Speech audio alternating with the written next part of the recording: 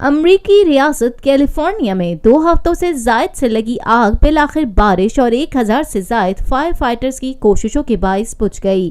Media reports کے مطابق خوفناک آگ سے 87 افراد ہلاک ہوئے، جن میں سے 54 کی شناخت کی جا سکی۔ 1,53,000 ایکڑ رقبہ اور 14,000 سے زائد مکانات راکھ کا ڈھیر بن گئے۔ 250 افراد لاپتہ ہیں۔ میڈیا رپورٹس کے مطابق بیشتر کے بچنے کے امکانات کم ہیں۔ کیلیفورنیا کے جنگلات میں آگ 8 نومبر کو لگی تھی، جس نے دیکھتے ہی دیکھتے مقامی آبادی کو اپنی لپیٹ میں لے لیا تھا۔